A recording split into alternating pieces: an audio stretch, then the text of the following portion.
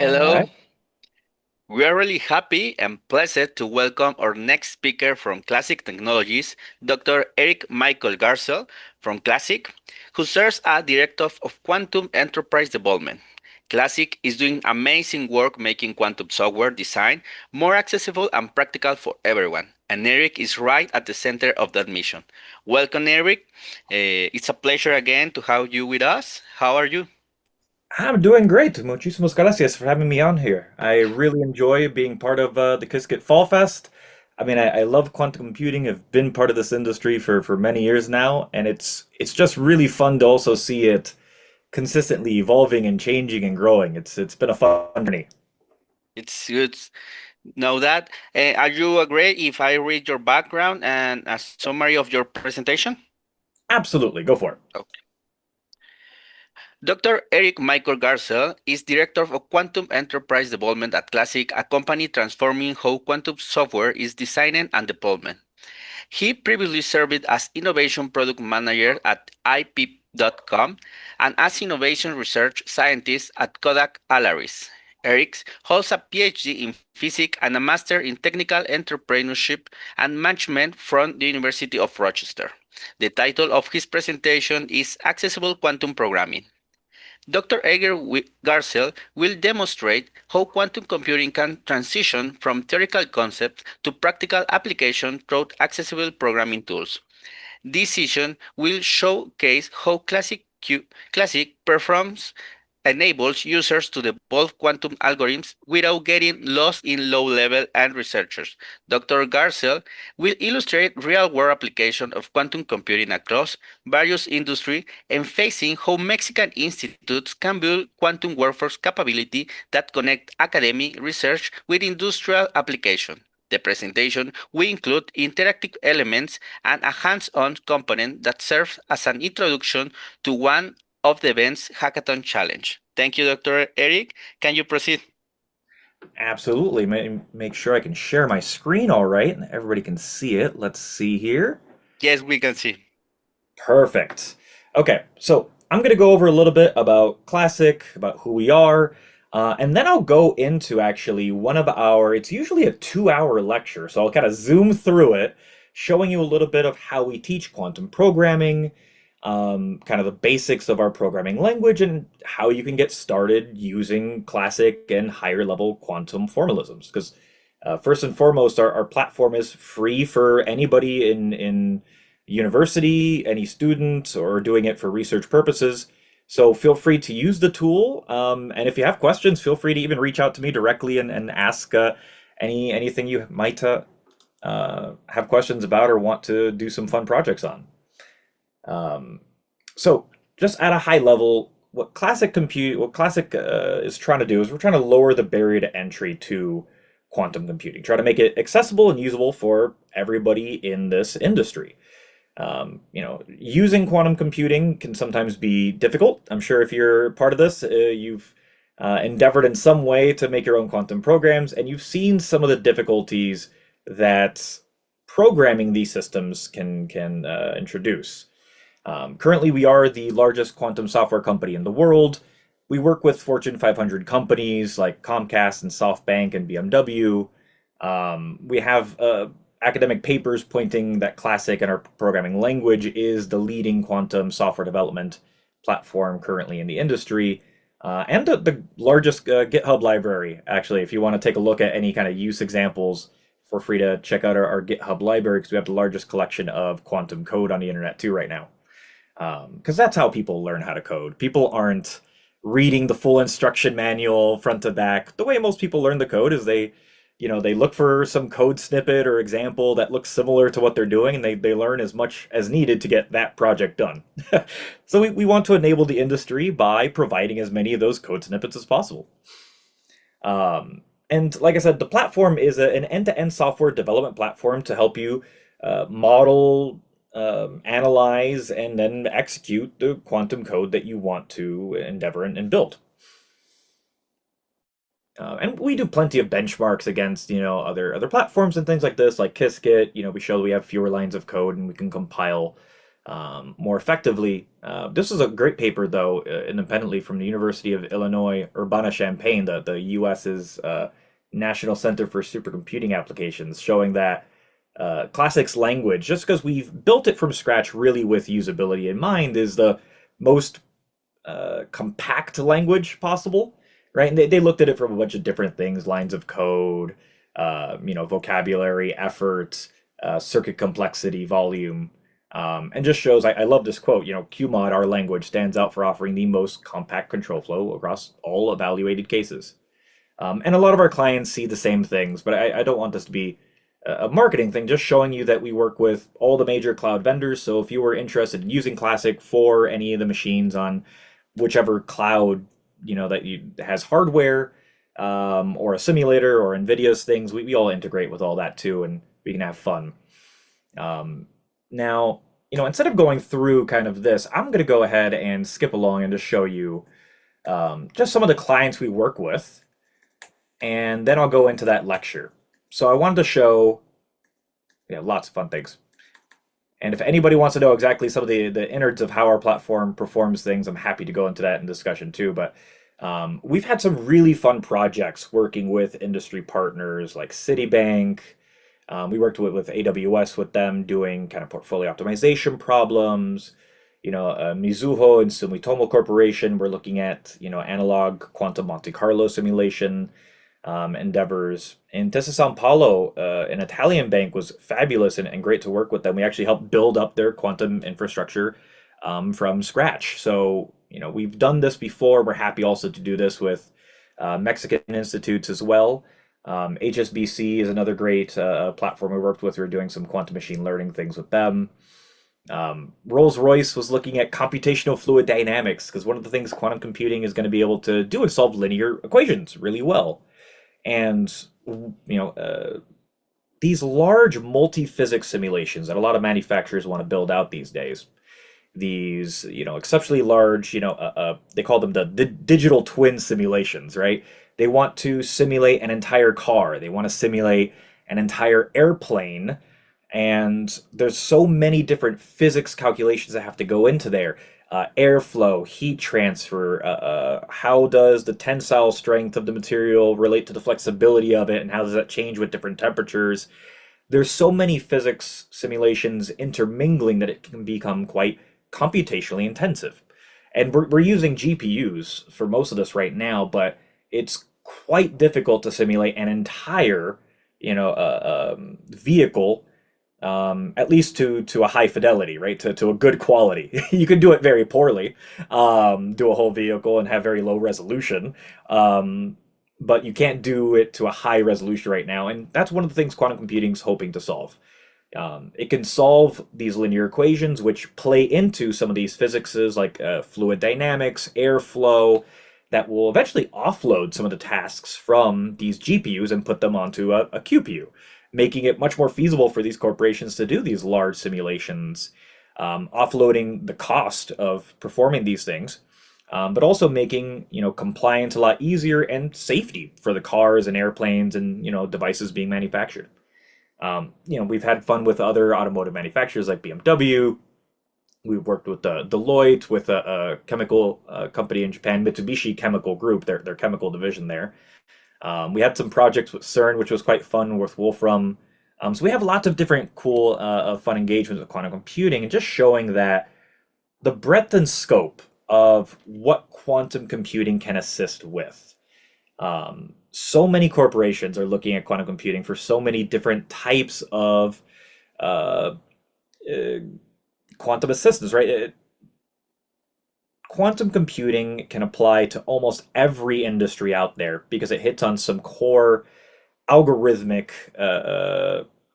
constraints for classical computing. It's going to be able to help out with any problem that solves an optimization, any problems that are doing linear programming, any problems that are fundamental molecular simulations. Right? It sounds almost kind of trivial when you think about it, but chemistry problems, when you get down to kind of the nitty gritty of it, when you have to simulate them, you start having to worry about the quantum interactions between two molecules. How does a protein interact with a human enzyme?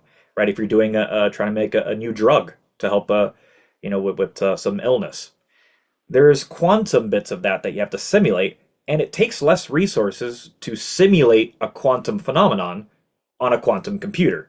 It takes a lot more resources for a classical computer, regular computer, to try and simulate a quantum thing. So if it behaves quantumly in general, a quantum computer is going to be able to do that much easier. So problems like that, problems in optimization, like I said, which applies to every industry, telecommunications, if you're talking about how um, network traffic goes between your lines, how best to route that. That can be, how your delivery truck gets to your house on time or faster. If one of these major canal routes, trading routes in the world gets blocked, like the Panama Canal or the Suez Canal, how do you reroute all that traffic globally across your whole infrastructure in moments, right? Because when that happens, everything goes to a standstill. Every major manufacturer is all of a sudden at a standstill, having to figure out how do I reroute everything to hopefully get to where I need to on time. So there's a lot of interesting problems that quantum computing can assist with and help with, or even solve problems that we never thought were possible to solve. So a lot of different industries are looking into this. A lot of governments are interested in this, and that's why also universities are wanting to teach students in this to train up this next generation of quantum talent. Because my gosh, I know in the States here, it is hard to find good quantum talent, right? It takes so much understanding and know-how and knowledge to build up into this, and so many different industries want to hire this talent on. And so one of the ways that we're helping out in Classiq, like I said, is to lower that barrier to entry and make it so that computer scientists can program these great systems and start deploying interesting quantum applications. So I'm actually going to go into that kind of lecture series because I want to showcase how Classiq can help support academic institutions, what we might be able to do, and show also just a little bit about our platform as well. So let me move this over here, and I'll say slideshow. Let me do it with my presenter view so I can see my own little notes here. Alrighty. Now, just a quick check for everybody. Oh, that switched over for me. Oh, and it came back. Let me put this in full screen. It doesn't want to cooperate with me, and I'm okay with that. So, um, can everybody tell me, can you still see the screen all right? If someone can just give me a quick check on that.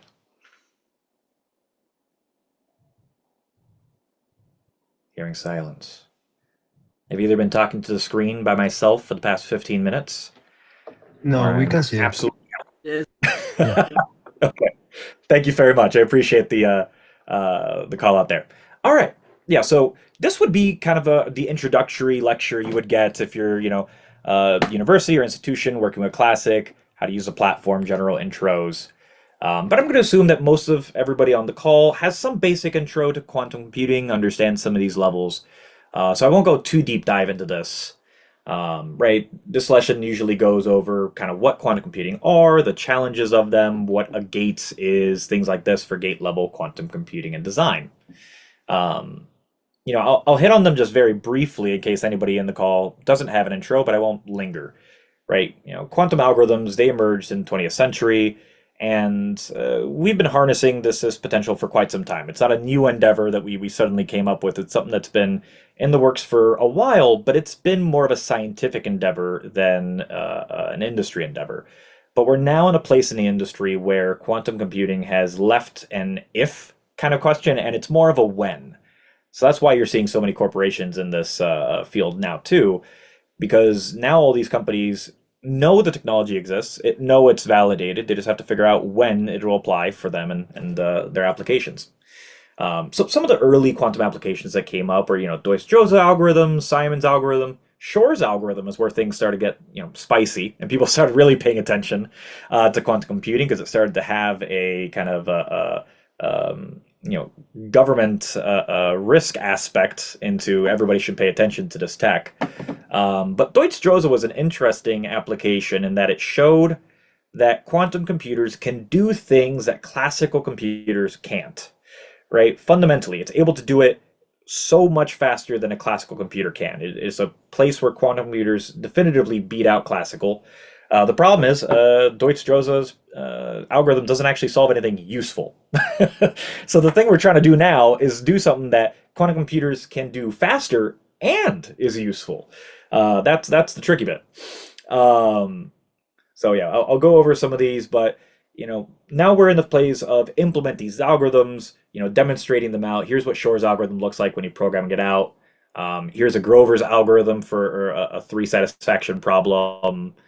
Um, and so generally a lot of people who are new to quantum computing, they want to figure out what is a quantum program, how is it different than a classical program. We go over that, defining what quantum algorithms are, quantum circuits, and quantum hardware. Quantum gates, they're these operations that you perform on these, quantum particles, these quantum bits that either rotate them or entangle them to one another. And when you measure these systems, you collapse the state, right? Because what you're doing is kind of an interesting mathematics that's probabilistic in nature, but by reading the data, you collapse it down to definitive states, no longer probabilistic. And here's an example of what a quantum circuit looks like if you're trying to write it out from scratch, right?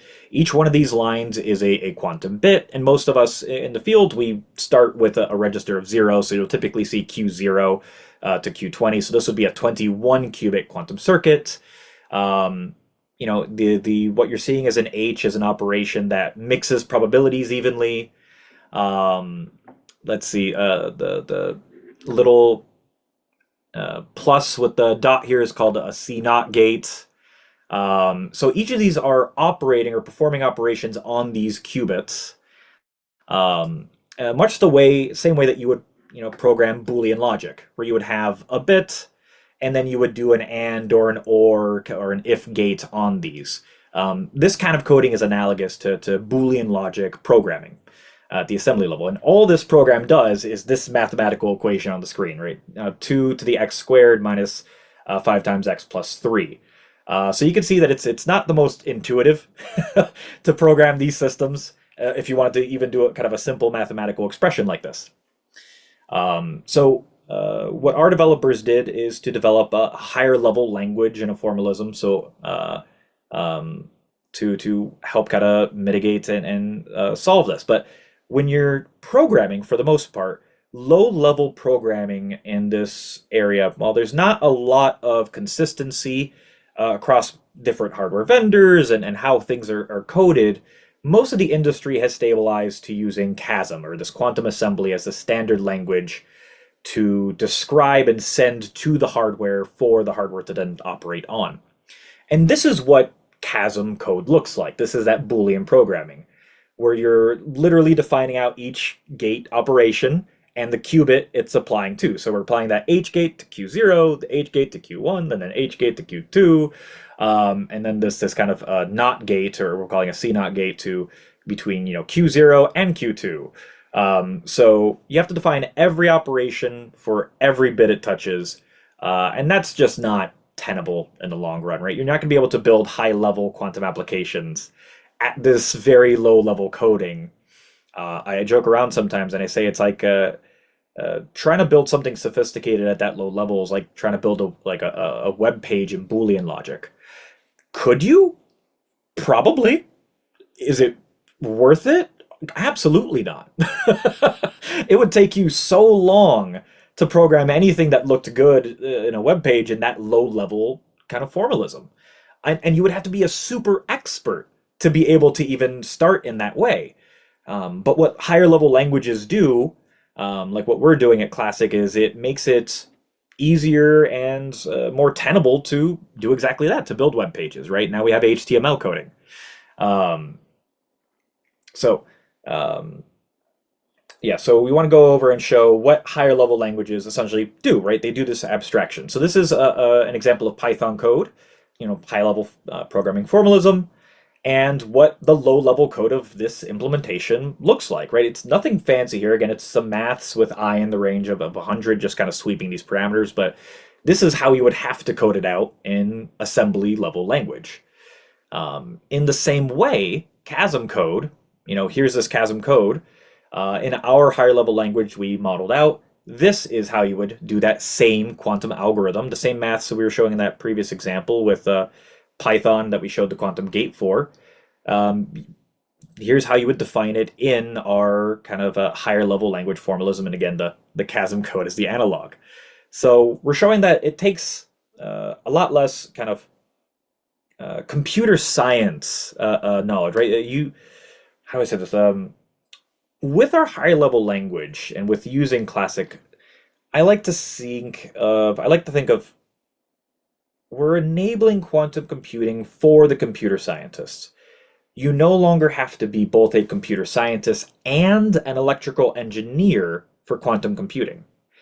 Because programming at this very low level means that you also need to understand all the hardware aspects, how qubits are connected to each other, what the gate sets are that you're going to be programming for on that hardware.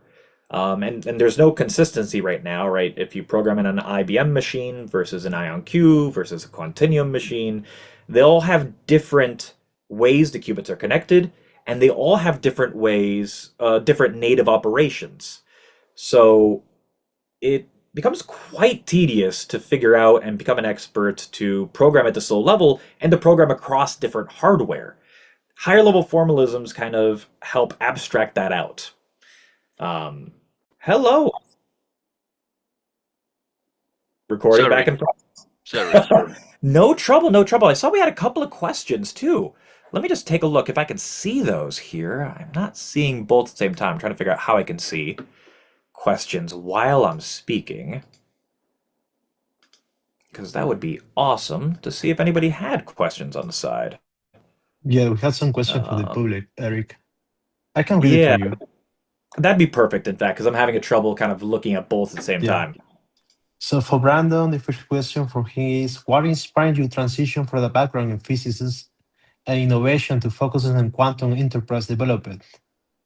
Yeah, no, that's a great question, right? I've had quite a few different backgrounds, right? My educational background is a PhD in physics and a master's in business, focusing on technical entrepreneurship. I was in graduate school, and I saw so many professors out there in the world creating great technologies. My professor included that I was working with. Fabulous technologies that can literally save people's lives, but they weren't winning grant funding. They weren't getting people interested because they were only able to give a 2 hour lecture. They could not tell you in 2 minutes why the thing they were doing was interesting or should people pay attention to it. There was a gap there, and I found I very much enjoy talking about science and quantum computing, especially. I've always just been intrigued by the topic. I used to read all these Stephen Hawking's books, Universe in a Nutshell and things like this. But I found that so many scientists sometimes they have trouble articulating what's interesting about their science. They're brilliant, but sometimes there's a gap on making it interesting or translating why it's going to save people's lives or the interest of it to people who can help move their science forward. And a lot of these, great scientists end up not getting the funding that they really should be getting because of this communication breakdown. So I really like working in this innovation field, especially for new kind of scientific topics, and quantum computing is kind of the newest, coolest thing there to help do that translation. There's really cool science going on, but sometimes it's hard to translate and show businesses why it's important, why they should pay attention, why it'll translate to money for them in the end of the day, why drug discovery companies, making pharmaceuticals should look into quantum computing because they're going to be able to make drugs faster, cure new diseases. This is too a technology I see, might not be in the short term, the different applications in the immediate, but in the long term, it's going to help a lot of applications that will do much the same, save people's lives, improve people's quality of life. But it's a lot about that translation. How do I get this code, just showing code to that and that kind of translation? And that's why I kind of am in this field. Thank you for the question. Are there any Uh, others? we, yeah, they had another question. When you Yeah. first started working in quantum computing, what was the biggest challenges you faced in understanding or applying it? Ooh, honestly, I think it was the intimidation of quantum computing. I think quantum computing itself is is much more intimidating in the mind than it is in practice. Even when I talk to people, when I say quantum computing, I go to businesses, sometimes they go, "Ooh, not it. No, thank you." So it quantum in general seems like just a term. The word quantum seems like, oh, that must be really complicated. Oh, it must be, ooh, that's going to be a lot of math. That's going to be really difficult to learn, right? It's kind of the concept, but once you sit down with a book, and I'm not even saying like a heavy duty mathematics, quantum course book, like a intro book, just understanding some basic concepts first, it kind of demystifies quantum computing, it makes it much more practical. I started off reading a lot of these intro books just talking about what the uh, how quantum computing is different and similar to classical computing, right? What are the analogs? How are they different? How do they operate? And how do you start building a quantum program from scratch? So once you start working on these building blocks, it gets much less intimidating. But I would say probably the most difficult part really was being intimidated by quantum and just getting started off with it and realizing, oh, it's really not that bad. People make it out to be this Herculean thing until you actually start learning it. And it's not, yeah. Thank you, Eric. We had another question. Yeah. How do you see classic fitting in a hybrid future where artificial intelligence and quantum computing collaborate with each other? Oh my gosh. I mean, I see that right now, right? There's so many of these coding assistant tools out there, right? That help you create code, develop this code. So I see it. Well, there's two ways, right? There's artificial intelligence for quantum computing, and there's quantum computing for artificial intelligence. So there's lots of actually quantum machine learning algorithms and applications people are developing to create better and more sophisticated machine learning algorithms.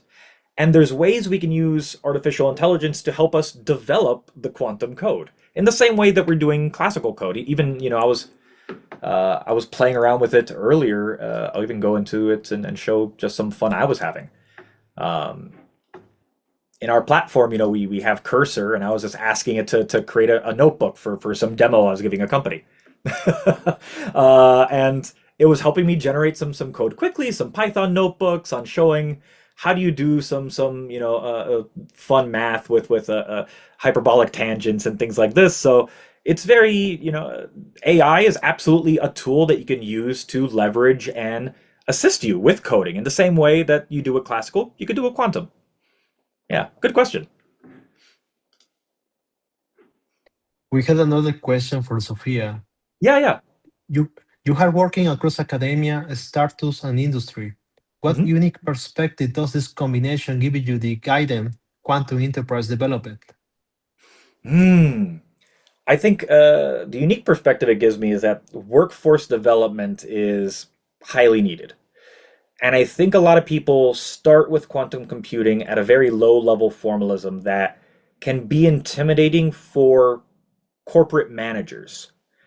I see a lot of universities learning quantum computing and teaching their students quantum computing from a very, very low level, which I think is good. You need this basis in the same way that computer scientists they take one course in Boolean logic to understand a low level formalism of computing. This is good, but that should not be the entirety of the education for quantum computing. You at some point need to move to a higher level language or formalism to start building more complex applications that industry wants to hire students for.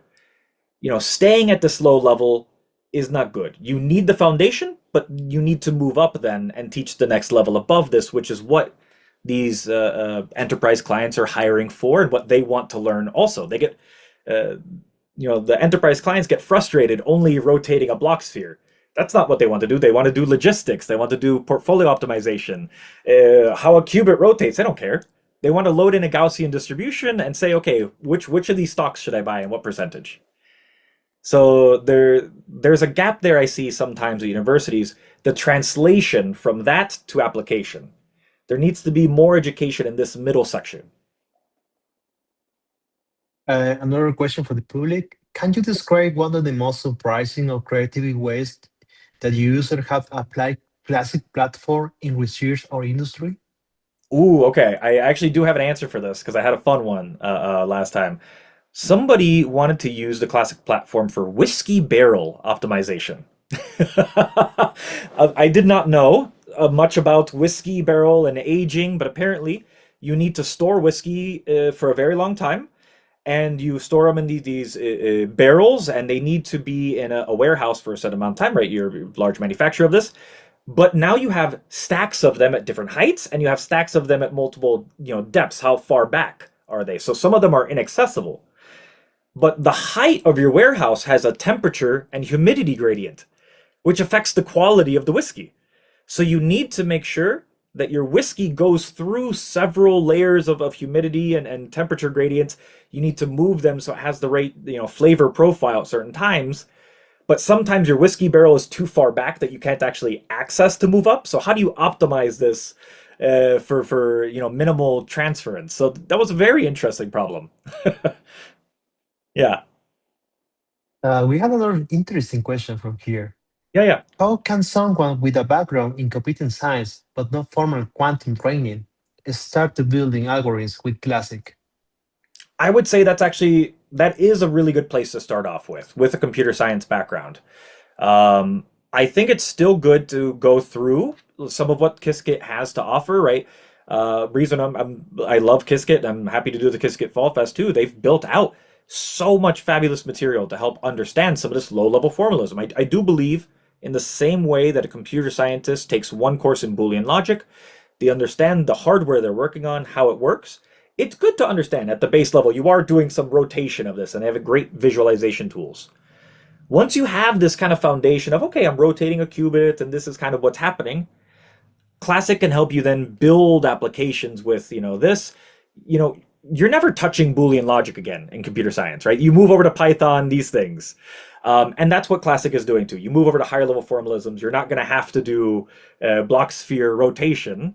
So you don't have to worry about the quantumness of quantum computing at these high level formalisms. So I think computer scientists is a great level to start off learning quantum computing. And Classiq can really help, move you over into that transition of how do you build applications with this. One of the challenges I'm going to show in a little bit is a small example of how do you do a quantum algorithm 20 different ways, right? Just permutate through different operations. It doesn't have to be a complicated thing. And I actually think the challenge problem I'm going to put out there will be easier for a computer scientist than somebody who is purely a quantum expert. So it's going to be interesting. Yeah. Um, Another question is many students fear that quantum computing is too advanced. What mindset shift do you think is needed to make it them to see that it's approachable and exciting?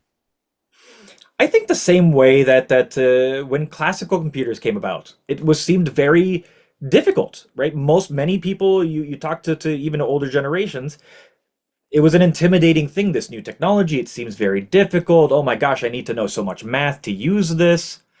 And maybe initially it did take a lot of math. But as the hardware grew and the community matured, it got easier to use. Much more open. The barrier to entry was lowered and lowered and lowered, and that's what the industry is going to continue to do, right? And Classiq isn't the only company out there trying to help out in this way, right? I'll say we're the best one because I'm biased because I work here, but there are other companies trying to do the same thing, abstract the layer programming to make it easier, less mathematics inclined, so you can be a quantum programmer without having to know all the quantum science side of it. You can be a programmer, right? I can go into this and I'll even show, I'm kind of even deviating from what I want to talk about, but it's so fun. I just love showing quantum computing. If you want to do some arithmetic, I was just showing here, right? This example. 2 times x plus y plus the maximum of 3 times y or 2. And is this greater than 4? This is classical programming. This is not quantum. I have to tell it, okay, I'm using quantum numbers as my register. I have to tell the system I'm doing this, and I want my output to be z. Then I can just tell the system, what hardware do I want to use? I want to minimize how many qubits I'm going to use, and I plan to run on IonQ's hardware or something like this, or I could pick an IBM. This is a kitchen, so let's do IBM. I'll pick an IBM computer. Let's say I'm going to use their Pittsburgh machine. And I don't have to know all the ins and outs of that hardware. I just say, this is what I want my quantum program to do. I want it to do this maths. I want it to be optimized for this hardware. And the system will do all that optimization. And here's our quantum code. It's 9 qubits. Here's the gates it would use for this. It assigned 2 bits to the integer 2, to x, 1 to y, because it's a 1-bit number. And you can open these up and see how it implemented this if you want to go into the code of it. How you implement these things, the maths of this, how it did the adders and the multipliers, and really go into this. And this is how educators use Classiq too. They'll do a quantum program, and then they'll go into this. Okay, this adder is a quantum Fourier transform adder. Well, what is this made of? And go deeper and deeper into it. But as a programmer, if you just want to be a user of this technology, you don't have to go into this if you don't want to, right? You can see the compiled code. You can then go and say, I'm going to execute this. Pick whichever hardware you want. I was doing an NVIDIA simulator earlier. We can do a simulator here. We can pick an IBM machine to run on, but just for speed, I'll just run on a simulator because I don't want to wait in the queue. Okay, we saw Z is 1. Yes, the Boolean expression, the answer is correct.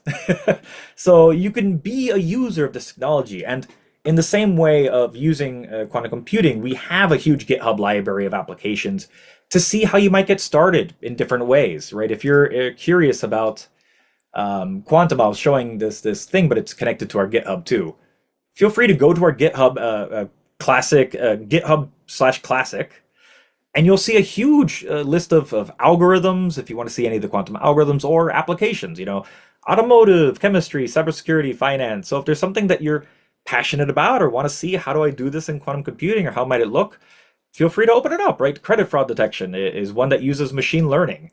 How do you detect a fraudulent behavior in your data set? So there's really interesting applications, and we want to show as many applications or examples as possible in our libraries, like I said, because that's how people learn and engage, and it demystifies it. It makes it less confusing if you can see somebody doing it.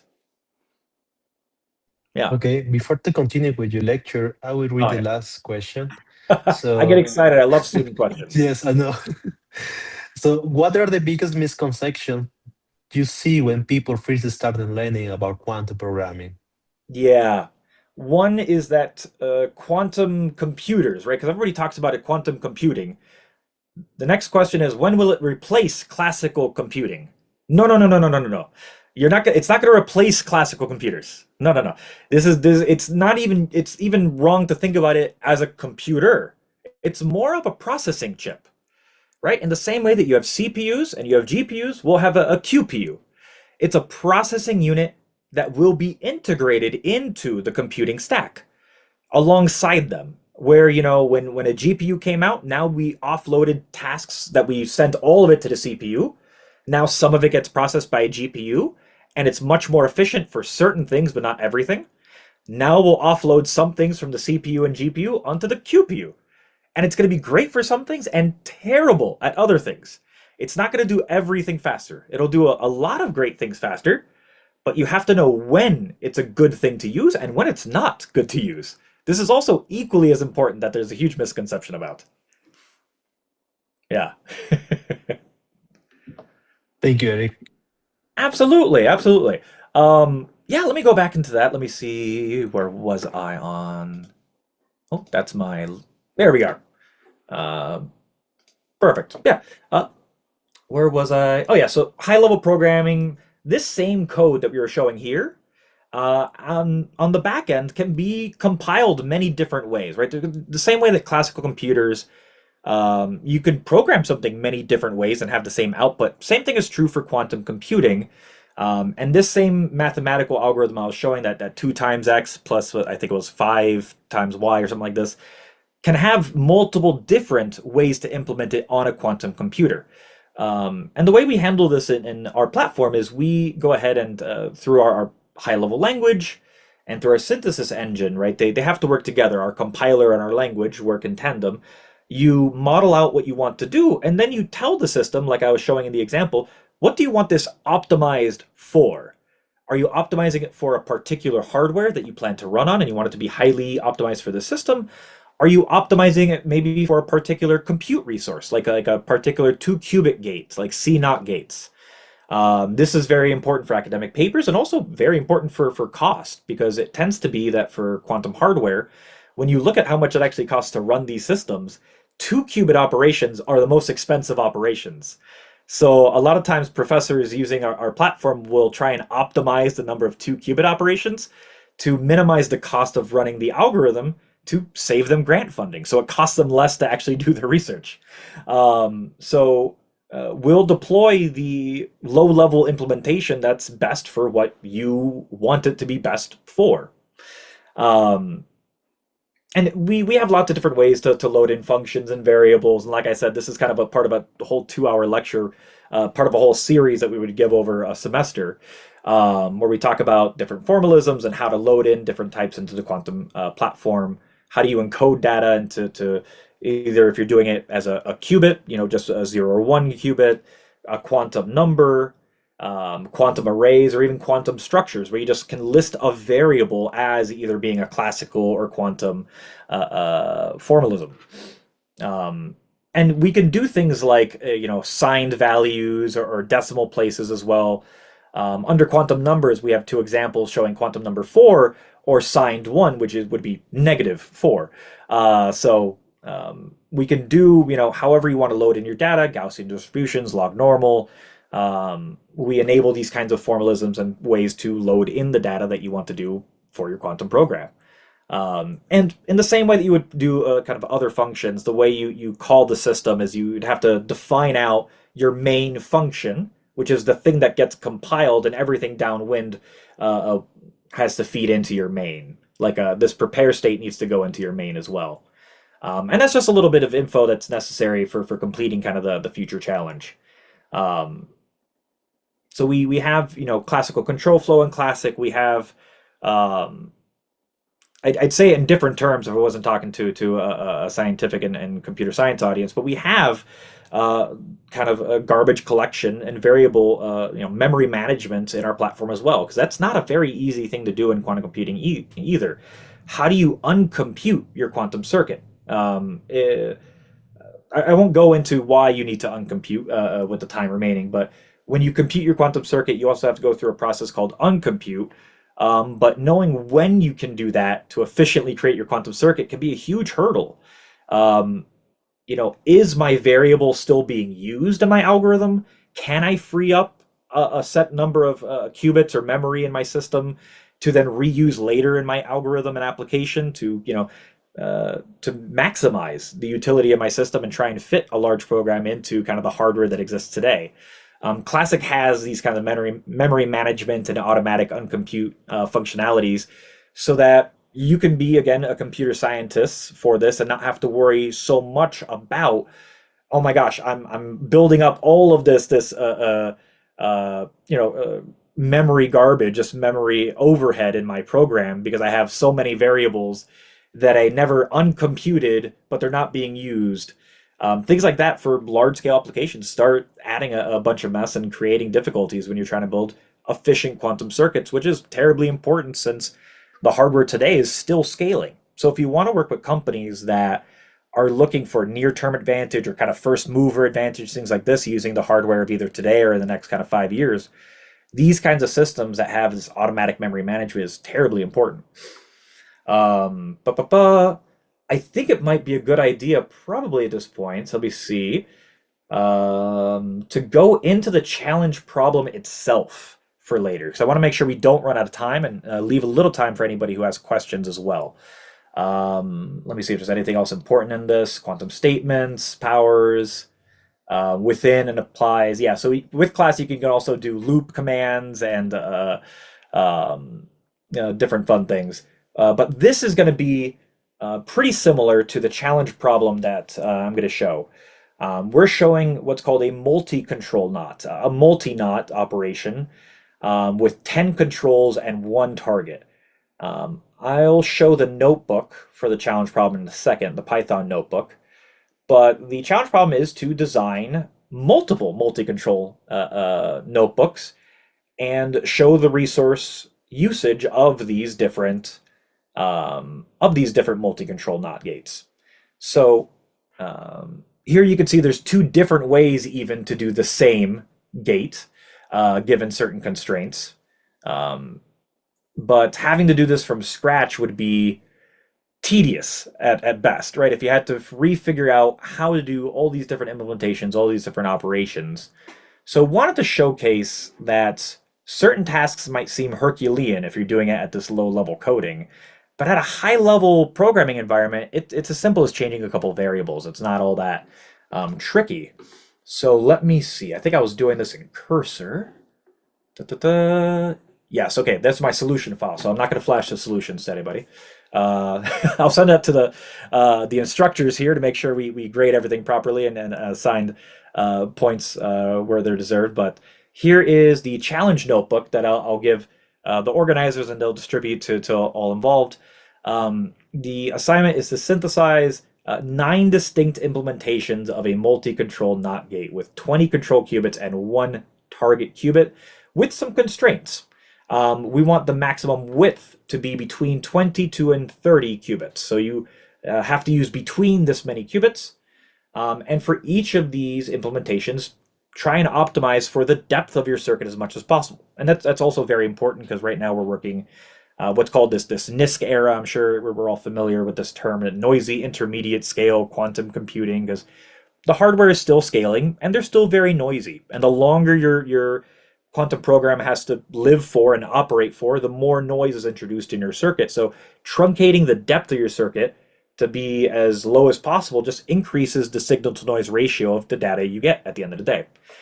So we give you some code bits to help you get started with this, but you need to implement this, like I said, the 9 distinct implementations of this multi-gate, and then to go ahead and graph this out. Let me click. There we go. Yep. Then use matplotlib to generate and plot out your different results, so you can see what the resource usage of these results are across depth and width. So you can see that and compare them quite nicely. You should end up having some kind of a curve to that, which is fun to go ahead and view, and something that a lot of corporations are also looking at. Many times we work with companies, they want to do benchmarking. They want to know, how does an algorithm scale? How do you compute something and show a corporation or a company you're working with or your managers, as we scale to larger and larger problems, how does that scale? What's the trajectory of that scaling look like? And that also helps a lot of corporations figure out, what hardware do they need in the future before quantum matters for the applications they're looking at. Okay, so with 9 minutes left on the clock, I want to leave it for any questions that we might be having here. Thank you, Eric. And yes, we have some question more. Yeah. If you could redesign the way quantum computing is taught in university, what would you change? Yeah. Now, the thing I would change, I see a lot of quantum computing being taught primarily or solely out of the physics department. I think quantum computing should be taught, and this is my view, not the company's view. I want to be very clear about this one. This is an Erik view. Uh, Quantum computing should probably be taught as a joint venture between the computer science department and the physics department, right? The computer science and engineering department and physics. And there probably should be 2 different disciplines. There should be a computer science discipline for quantum and an electrical engineering discipline for quantum, where the electrical engineers need much more physics knowledge because you're actually going to have to work on the qubits and the physics and the control of it, and the computer scientists need much less of it. It's still important to have some of the base understanding, but you don't need as much of it. You need some maths, but not so much of the quantum. So they should be 2 different fields, the computer science and electrical engineering of quantum. Oh, sorry, you're seeing my dog pop up there. It's okay. Yeah. Yeah, good question. Oh, sorry, you went on mute Sorry. there. Okay. Another question. How can instructors in Mexico and Latin America start incorporating Classiq into their teaching or labs? Yeah, absolutely. I mean, first way you can use it is uh, actually to sign up and start using it. It's absolutely free. Now We have, lecture materials that we do sell on our end to help enable this if you want the whole course structure for you to hand deliver and go out and start doing it, for next semester, tomorrow or something. But the platform is free to just use and teach on. So you can create your own curriculum on it, you can develop it, showcase it. And one of the ways we tried to simplify this actually in our platform, we have this kind of browser environment, but if you click this button on Studio, it opens up a browser visual code environment, a Visual Studio Code environment. So it already has Classiq installed, Python installed, so you don't have to worry about all your different students having different versions of Python and things like this, which can cause issues when you're trying to assign homework. So try to simplify this process too, so you can assign homework in this. It's connected to our GitHub also, so you can run code examples from this immediately. Um, yeah, that's how I would say you can get started with it. Start using it, start seeing how you might want to deploy this for your classroom. And, I'm always happy to talk about this too. I like to call myself good cop at the company because I don't handle the sales side. If you want to talk about buying things, I'll send you to the salesperson. But I will be happy to talk to you about all the cool things you can do with the platform and have fun with it and what applications you can do in it. Then if you want to buy actually the resources and the whole lecture package, I can send you the price from the sales team. But yeah. Okay, thank you. Uh, Yeah. what resource or programs would you recommend for students who want to start a quantum career but don't know where to begin? Yeah, a quantum career. So a lot of companies sorry. Drink a cup of coffee here for a second. Oh, I need my cafecito. Okay. Um, yeah, so I find actually a lot of companies, especially like on LinkedIn, that have these kind of automated search parameters, look very favorably on certifications or things like this, where you can say, I did the Kiskit Fall Fest thing, I did the challenge, I completed these challenges. These are tangible things that you can say you have done, you have completed and succeeded at. This builds confidence on the employer's side to hire you. Ah, you completed these challenges. At least now they have a baseline understanding of your capabilities. Because people can say they can do things, but it's a different thing to actually do it? And on the hiring side, and I've hired on for quantum talent as well, many people can come to you and say they can do all these amazing things, and you ask them to do it, and then, oh no, they can't actually do it. So having these kinds of tangible things is very useful to put a pin in your head and say, I have completed these challenges, I have succeeded in these ways. Um, it's also great to have maybe even some code examples of things you've developed. I would be proactive even in saying, I'm interested in working for your team. Here's some examples of code I've developed and created. I think it might be intriguing for you and your team. Um, I think that would be seen very favorably from a lot of these corporations. They're looking for talent, and sometimes they don't know where to find the talent. So if you're looking to be hired, being proactive about it, I think would actually be very strong. An alternative way, many companies are actually starting up. I've seen many startup companies even reach out to me over email trying to get me to hire through them. These companies that will help you get hired in quantum computing, kind of talent scout companies, and these who will go ahead and they collect people looking for quantum jobs, and then they help them find jobs, and they get some percentage of whatever your salary would be, kind of thing, if they get you a job. Okay, thank you. Another question. Um, many universities in Mexico are just starting their quantum initiatives. What first step would you recommend for building sustainable academic industry collaboration with Classiq? Hmm. Yeah, absolutely. I think one of the first things you need to do organizationally, even before I think speaking with Classic and creating this curriculum, is to decide and make sure there's cohesion on where it is taught and how it is taught through. Because when things start hitting kind of budget concerns, that's when things can get ugly at universities. Well, this should be part of your budget. No, this should be part of your budget. Or some professor says, no, I'm the one who should be teaching this course. Things like this should be ironed out so that make sure that everyone's on the same page, there's no confusion before things start off. That's the cleanest and easiest way. Are we having this be a joint computer science physics thing? Is it just taught in physics? Is it just taught in the engineering department? Making sure this is well established. Who is going to be the dean of this and managing these programs? And Classiq is very happy to work with different institutions to help build their curriculum. And we've done it many different ways, whether it's pure physics and looking at it and talking about the Schrodinger's equations, things like this, or if you're looking at it more through the lens of computer science and engineering, which is okay, let's look at applications, let's look at large graph theory problems, how do you connect this to HPC infrastructure. So it depends on the curriculum that you want to teach and provide to your students, and we're happy to help enable that, but making sure that you have a clear sense of what do you want to accomplish or have these students graduating with. What are those skill sets you want? And once you have that in mind, we're happy to help you achieve those goals. Thank you, Eric. Another question. How could Classiq's platform be integrated into existing STEAM programs or computing science curricula at Mexican universities? Absolutely. So Classiq can be integrated. We're funded by Hewlett Packard Enterprise. So we built modified workload managers to work with their Cray supercomputers.